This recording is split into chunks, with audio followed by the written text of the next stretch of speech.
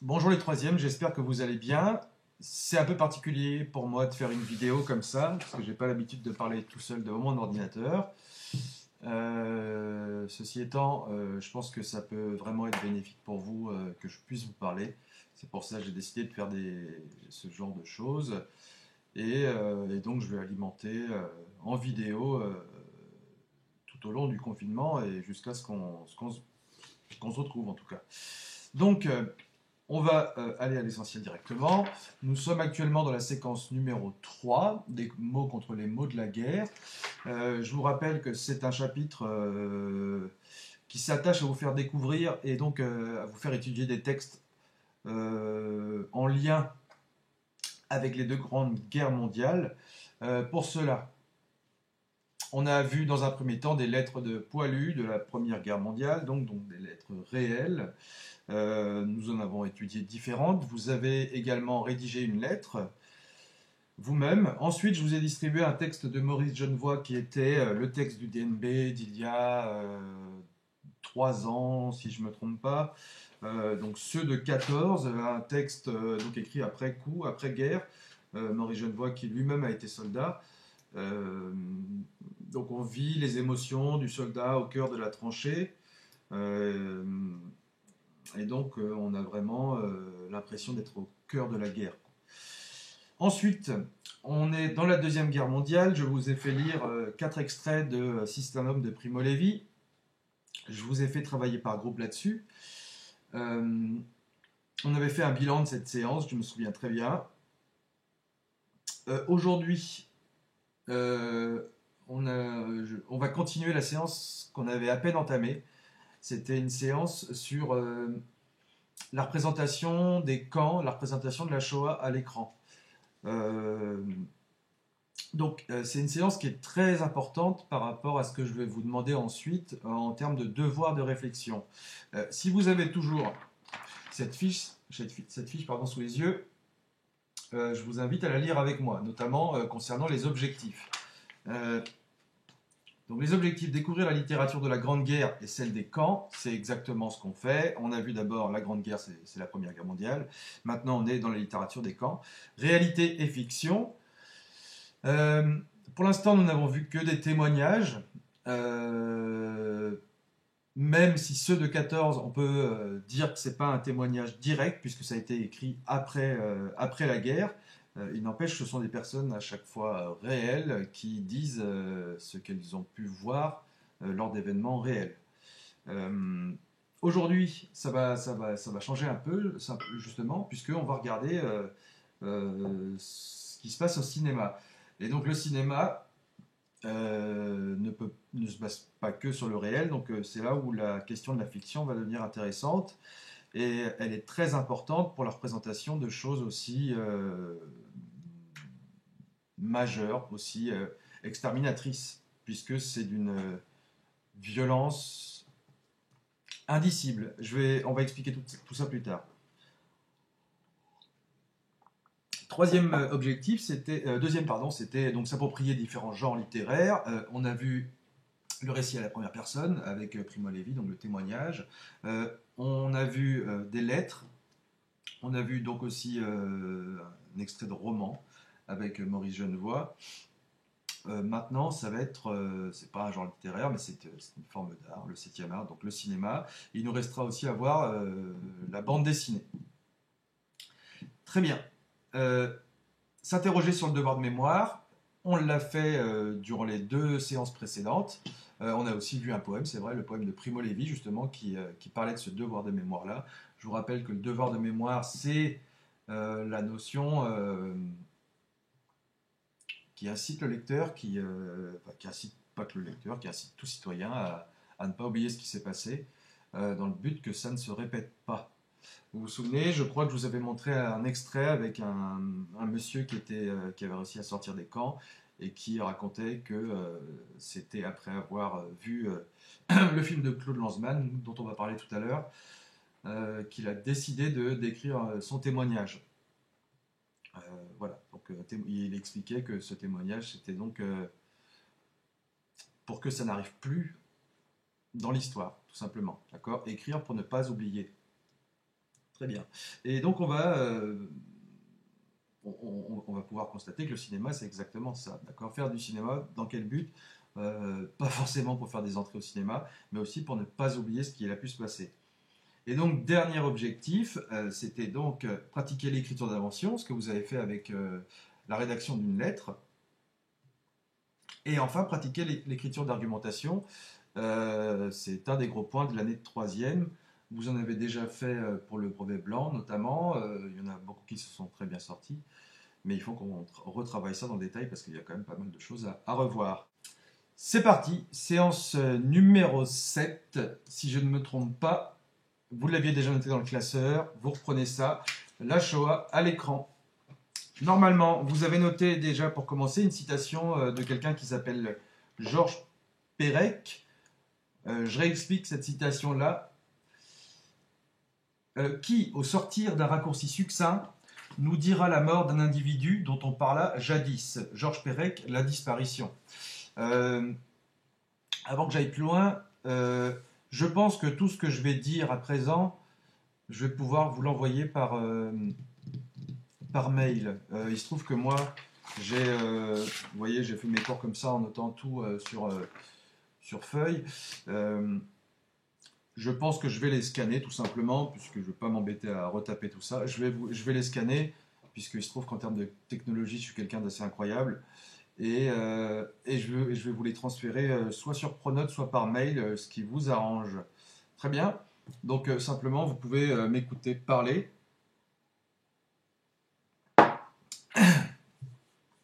Et ce sera déjà pas mal. Et en plus de ça, je vous ai envoyé par Pronote cette fiche-là. D'accord? Vous l'avez normalement. La Shoah à l'écran. Et c'est une liste de films qu'on va aborder donc dans cette séance. Très bien. Alors, qui, au sortir d'un raccourci succinct, nous dira la mort d'un individu dont on parla jadis? La disparition. Je vous avais dit, La disparition, c'est un livre écrit par Georges Perec après la Seconde Guerre. C'est un livre dans lequel il n'utilise pas une seule fois la lettre E. Georges Perec est quelqu'un qui fait partie d'un groupe de littéraires qui s'appelle l'Oulipo. L'Oulipo, c'est, comment définir ça, si vous voulez, c'est un peu les scientifiques de la littérature, c'est-à-dire qu'ils s'imposent une contrainte d'écriture, ils s'imposent une contrainte d'écriture et ils essayent de la respecter. Dans La disparition, Georges Perec, sa contrainte, c'est de ne jamais utiliser la lettre E, et il y arrive, d'accord? Et il y a un lien avec aussi donc la disparition de la lettre E et en même temps la disparition d'une certaine forme d'humanité suite à la Seconde Guerre mondiale.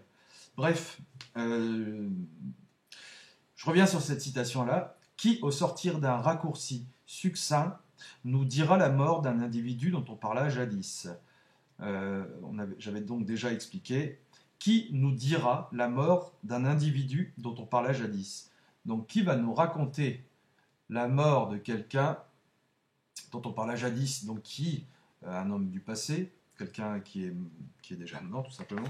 Donc qui va nous raconter la mort de quelqu'un du passé au sortir d'un raccourci succinct, donc sans passer par des raccourcis, c'est-à-dire sans faire des généralisations, sans oublier certains détails qui du coup minimiseraient la réalité. Tout simplement, au sortir d'un raccourci succinct, ça veut dire qui est capable de raconter la mort de quelqu'un du passé en racontant la totale vérité, en étant totalement dans la vérité. C'est la question qu'on va se poser par rapport à la Shoah, qui, sans passer par des généralisations, sans passer par des raccourcis, sans passer par des oublis, sans passer par des différences par rapport à la réalité, va nous raconter la mort d'individus. Donc, qui va essayer, qui va réussir et comment va-t-on s'y prendre pour représenter la Shoah à l'écran, puisque personne n'est capable de représenter cela, puisque ça peut être minimiser la réalité. Bref, en introduction, la Shoah est un symbole dans l'histoire, si vous voulez, et dans la forme de génocide, puisqu'on peut dire que c'est un génocide industriel.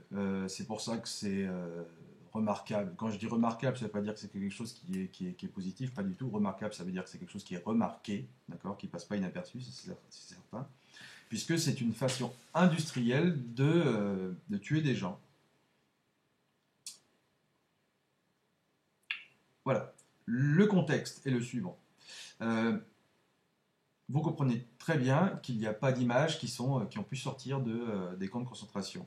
À part quelques rares films qui reprennent des images filmées par les caméras de l'époque, à l'époque de la Libération, notamment les soldats russes ont filmé des images d'Auschwitz à la Libération quand ils ont libéré le camp. Le sujet de la disparition d'autant de millions de personnes a presque été refoulé des écrans pendant pas mal de temps, pendant quelques décennies notamment. Refouler des écrans, ça veut dire que, comme je vous avais expliqué, que les gens n'ont pas écrit dès le lendemain de la Deuxième Guerre mondiale, puisque les gens ne les auraient pas crus, et ils voulaient peut-être aussi mettre de côté le traumatisme. C'est la même chose pour le cinéma, et donc il a fallu attendre quelques dizaines d'années, même si vous voyez sur la fiche que je vous ai distribuée qu'en 1955, Alain Resnais a réalisé Nuit et brouillard. Il y a quand même des années qui séparent le cinéma de l'événement, donc il faut quoi qu'il arrive une idée de reconstituer ce qui n'existe plus. Donc comment peut-on reconstituer cela sans faire des raccourcis? Donc c'est seulement à partir de 1980, des années 1980, 1985 en particulier, que les gens vont retrouver la mémoire, entre guillemets. Vous voyez sur votre fiche le film de 1985 de Claude Lanzmann, Shoah, est quelque chose de majeur dans l'histoire de la représentation. Et comme je l'évoquais tout à l'heure, le monsieur qu'on a vu en vidéo et qui avait écrit sur son expérience des camps avait commencé à le faire suite au visionnage de Shoah, justement. Donc, quasiment 40 ans qui séparent les représentations de l'événement en lui-même. Comment fait-on pour représenter cela? Comment représenter l'indicible? D'accord? Indicible, puisque comment traduire avec des mots quelque chose d'aussi catastrophique, d'aussi horrible, d'aussi terrifiant? Comment représenter l'insoutenable? Comment représenter l'anéantissement de millions de personnes sans minimiser la chose et sans se détourner de la chose tout simplement? Le cinéma est donc un art de représentation. En quoi c'est un art de représentation? Parce que vous comprenez très bien que quand vous allez au cinéma, vous ne voyez pas l'événement lui-même. Vous voyez une représentation de l'événement lui-même. Ça, c'est clair et net pour les films de fiction. Qu'en est-il des documentaires? Les documentaires, est-ce que c'est une histoire de représentation aussi? Ou est-ce qu'un documentaire, justement, c'est la réalité elle-même? On va se poser la question, puisque parmi les films que je vous ai mis, vous voyez, il y a 2 documentaires, et ils n'ont pas le même parti pris, pardon. Ils n'ont pas la même façon de représenter l'événement. Donc la question principale, c'est comment représenter ce qui a disparu et quels en sont les risques. Donc, tout ça, vous le voyez sur la feuille que je vous transmets. Alors, vous avez des liens que je vous ai mis aussi également dans la vidéo. On va d'abord voir les films documentaires emblématiques. Il s'agit des 2 premiers films que je vous mets sur la fiche. Donc le premier film, Nuit et brouillard, de 1955, d'Alain Resnais, est un documentaire. Donc ce film est un mélange d'archives en noir et blanc et d'images tournées en couleur. Donc ça veut dire qu'il y a des images qui ont été tournées lors de la libération des camps par les Russes. Il y a même des images des nazis à l'intérieur des camps. Et il y a aussi des images, on va dire, du moment de la réalisation du film. Donc c'est des images en couleur. Donc ça, c'est ce qu'il reste après la libération des camps. Donc c'est des images totalement mortes de vie. Totalement mortes, tout simplement. D'accord? L'image est accompagnée d'une voix off qui sert de narrateur. Voilà. Pour ce qui est de Shoah, c'est donc un film de 1985, 30 ans plus tard. D'accord? C'est énorme. C'est un film de Claude Lanzmann, donc un documentaire. C'est donc un film qui est vécu comme un événement cinématographique et historique majeur. Vraiment, c'est un film qui a beaucoup d'importance. Donc, j'avais noté une longue méditation douloureuse sur la singularité des crimes nazis et la douleur de l'homme survivant. Le film qui prend le parti de n'utiliser aucune image d'archives, seuls des témoignages de rescapés, de contemporains ou d'assassins sont montrés. Alors, maintenant qu'on a lu ça, je vais vous laisser regarder les extraits que je vous ai mis en lien sur Pronote ou par mail. Donc d'abord, le film Nuit et brouillard. Je vous avertis que si vous êtes un peu fragile, il y a quand même des images qui peuvent être vraiment très choquantes. Voilà, on voit des morts, notamment dans la deuxième partie de la vidéo. Comprenez que c'est quand les Russes ont filmé les images en arrivant dans le camp, eh bien les nazis étaient partis un peu en panique, donc ça veut dire qu'ils ont laissé le camp comme ça, donc ça veut dire qu'il y avait hélas des cadavres un peu partout, et donc on voit les images de ça. C'est pour ça, si vous ne vous sentez pas capable de regarder la totalité de ce film-là, pardon, vous regardez jusqu'à la 14e minute. D'accord? Donc déjà, regardez 14 minutes. Et ensuite, pour ceux qui se sentent vraiment... bon, faites attention, ce sont des vraies personnes. Enfin, demandez peut-être à vos parents aussi, s'ils veulent bien que vous regardiez ça, pour faire regarder la suite, quoi. Ensuite, pour l'extrait de Shoah, je vous ai mis le témoignage d'un monsieur qui s'appelle Philippe Muller. Philippe Muller, c'est un sondeur commando. Un sondeur commando, c'est quelqu'un qui était dans les camps d'extermination et qui était chargé d'amener les nouveaux arrivants qui allaient se faire exterminer dans les chambres à gaz et ensuite dans les fours crématoires. Donc c'est vraiment quelqu'un qui a vécu l'horreur de l'intérieur. Vraiment, vraiment. Et donc c'est un témoignage pardon, de lui une fois qu'il est devenu assez âgé, donc dans les années 80.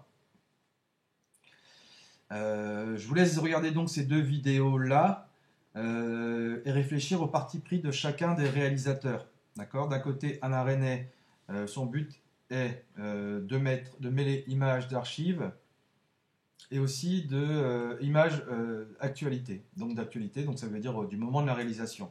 Et de l'autre côté, Lanzmann refuse toutes ces images-là d'archives. Simplement, il voit ce qu'il reste une fois que tout est fini, d'accord. Son but c'est de voir 1985, donc un peu avant, puisqu'il a mis quand même pas mal de temps à le tourner, plusieurs années. Donc en 1980, que reste-t-il de la guerre? Que reste-t-il de cette extermination? Et donc il essaye de traduire ça dans un film qui dure plus de 9 heures. Donc je vous laisse regarder ces deux extraits et je vous reparle après ça. A tout de suite.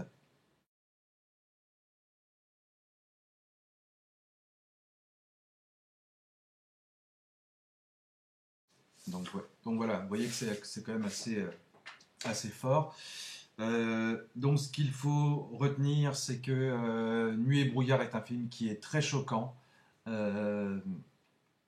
C'est vraiment ça, c'est les images qui choquent le spectateur, alors que de l'autre côté, les images ne sont absolument pas choquantes, ce sont des témoignages, mais des témoignages qui peuvent être bouleversants vraiment. Donc Shoah de Claude Lanzmann peut être vu comme une œuvre monument, et ça fait vraiment de ce monsieur Claude Lanzmann, comme qui dirait, un monument sur le thème de la Shoah. Voilà, il acquiert une parole quasi sacrée sur le sujet de la représentation, si vous voulez. Et voilà, et ce monsieur Lanzmann est mort l'an dernier. Voilà, et donc il y a eu plusieurs hommages qui lui ont été rendus par rapport justement à son rôle décisif dans nos connaissances actuelles sur l'extermination de la Deuxième Guerre mondiale. Voilà. Maintenant qu'on a vu les films documentaires, je vous propose de passer au long métrage fictif. Il se trouve qu'il y a beaucoup de films qui sont faits tout le temps sur cette période de l'histoire. Je vous propose de nous concentrer sur 3 films, notamment La liste de Schindler de 1994 de Steven Spielberg, Le fils de Saul en 2015 de Laszlo Nemes et Amen en 2002 de Costa Gavras. Je vous laisserai lire les résumés que j'ai notés sur la fiche pour chacun d'entre eux. En 1994, la liste de Schindler sort au cinéma et ça provoque un réel scandale pour la représentation des camps au cinéma, justement. Claude Lanzmann, notamment, va le critiquer violemment et va reprocher à Spielberg que le sujet de l'extermination soit limite un prétexte au fait de faire un film qui va plaire, qui va être un film à gros budget, qui va être un film qui va jouer sur les émotions. Donc Lanzmann le reproche que ce soit un sujet prétexte simplement à créer des émotions chez les spectateurs. Limite, peu importe le sujet, c'est l'effet qui est recherché selon Lanzmann. De plus, il va vraiment très loin dans la représentation. Je vais vous laisser regarder l'extrait que je vous ai mis, d'accord, et on en reparle après. Très bien. À tout de suite.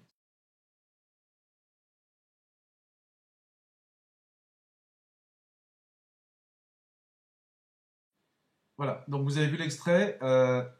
Vous voyez donc que Spielberg va assez loin dans la représentation, va même très loin dans la représentation, en allant jusqu'à l'intérieur des douches. Quels sont donc les risques à aller aussi loin dans la représentation? Par rapport à ce que j'ai dit dans l'introduction, vous pouvez comprendre que le risque, c'est de ne pas être à 100% dans le vrai. Spielberg se base sur des témoignages, il se base notamment sur les témoignages qu'il a pu voir dans le film de Lanzmann, mais c'est son interprétation, c'est sa vision de ce qu'il a pu comprendre des films de Lanzmann.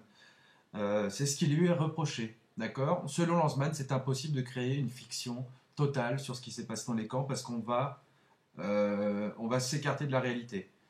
Ça fait référence exactement à la situation que je vous ai donnée en début de séance de Georges Perec, d'accord? Comment représenter cela sans faire un raccourci succinct? Comment représenter cela en étant le plus fidèle possible? C'est bien là tout le problème. De plus, quel peut être le problème? C'est un film de vulgarisation. Donc, vulgarisation, ça veut dire que c'est un film qui fait passer un message, qui instruit beaucoup de monde, de manière assez simple. On peut penser qu'il y a du positif là-dedans, d'accord, c'est certain. Faire passer un message à des gens, en tout cas les instruire sur un sujet donné.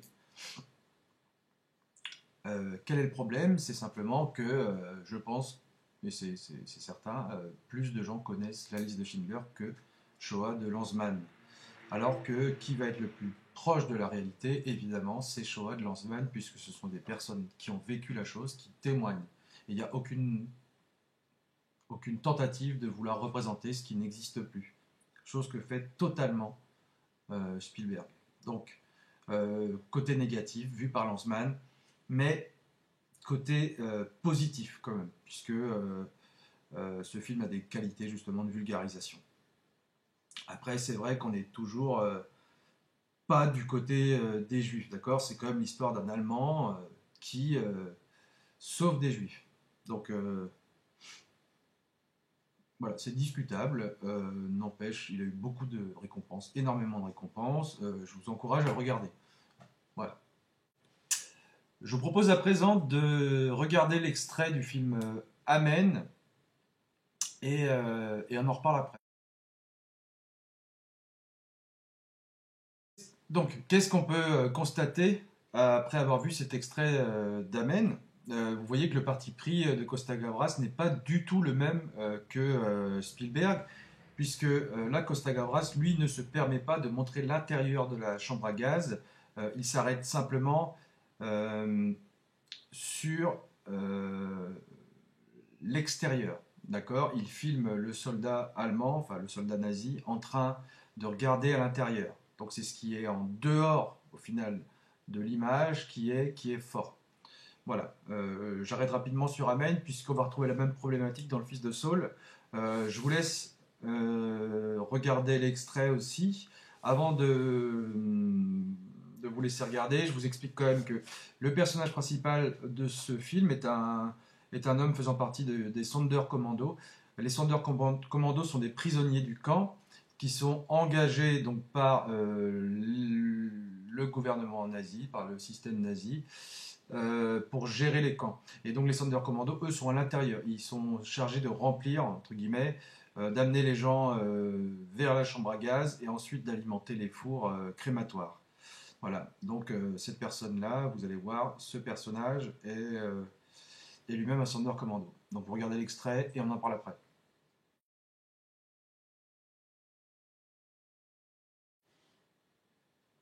Voilà.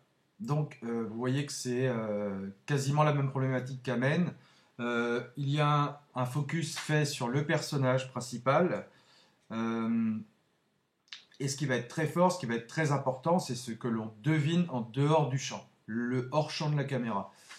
Comment vous expliquer ce que c'est un hors-champ? Bah là, je suis chez moi. Imaginez là à côté de moi, ou là plutôt, là. Imaginez là, il se passe quelque chose d'incroyable. Vous entendez du bruit, mais vous ne voyez rien. Euh, c'est ce qu'on appelle du hors-champ. Je ne sais pas, moi, vous entendez quelqu'un crier juste à côté de moi. Vous pouvez imaginer plusieurs choses. Et c'est peut-être même plus fort de faire du hors-champ que de faire du champ. D'accord? De montrer directement les images. Puisque là, c'est de la suggestion simplement. Et c'est à vous d'imaginer la chose. Le réalisateur, Laszlo Nemes, explique son projet. D'ailleurs, qui est dans une vidéo que je vais vous montrer aussi. Donc, je vous laisse regarder la deuxième vidéo et on commente après.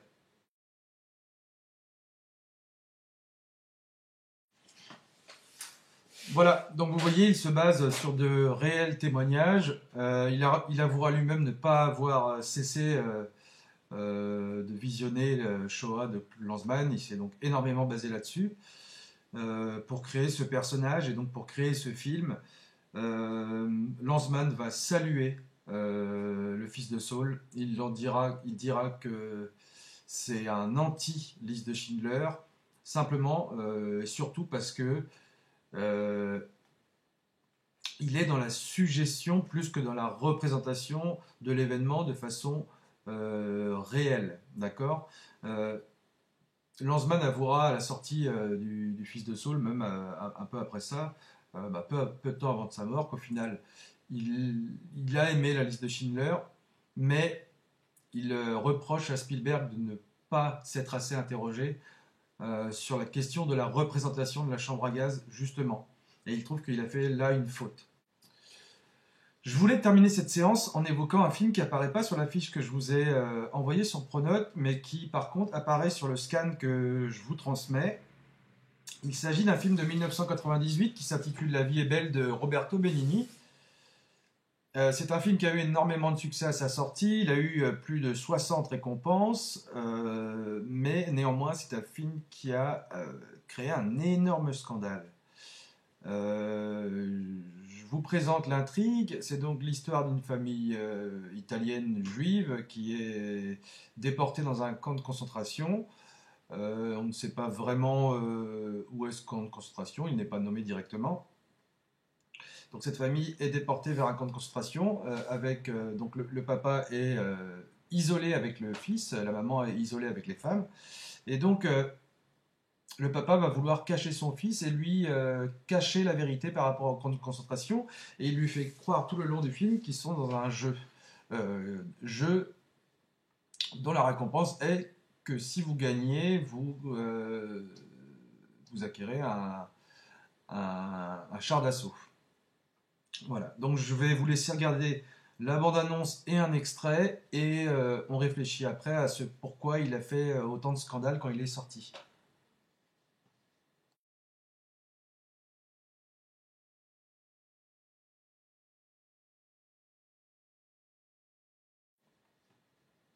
Voilà, donc pourquoi est-ce qu'il fait scandale? Je vous laisse réfléchir un peu là-dessus. Mettez pause si vous voulez une réponse tout de suite. Il fait scandale tout simplement parce qu'il s'agit d'une comédie à partir d'un sujet tragique. C'est pour ça qu'il va être vraiment critiqué, puisqu'il y a énormément de liberté pris par rapport à la réalité. Et c'est vrai que quand on est quand on est face à ce film, euh, l'horreur des camps de concentration est totalement minimisée. Et si vous n'avez que cette référence-là pour évoquer les camps de concentration, c'est vrai que enfin, votre vision est totalement faussée.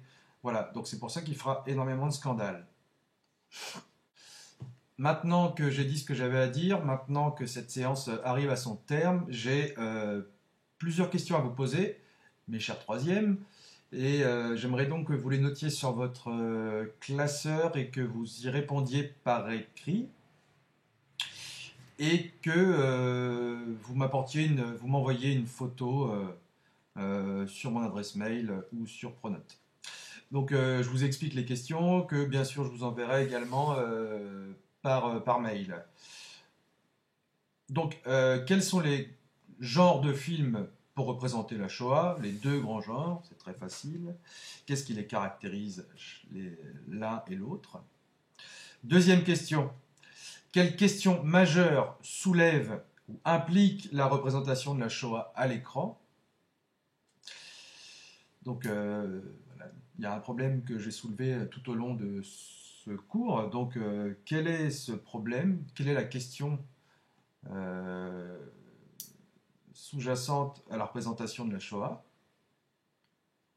Troisième question, pourquoi représenter encore la Shoah aujourd'hui? Vous voyez que sur le document que je vous ai donné, ça va quand même de 1955 à 2015 et je pense que c'est pas prêt de s'arrêter. Donc pourquoi continuer à représenter la Shoah aujourd'hui? Question suivante. À quel parti pris vous adhérez? À quel parti pris adhérez-vous et pourquoi?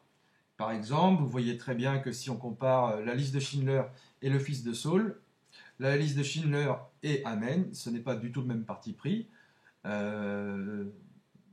Si vous prenez Lanzmann et Schindler, c'est pas du tout le même parti pris non plus. Qu'est-ce que vous préférez? Pourquoi?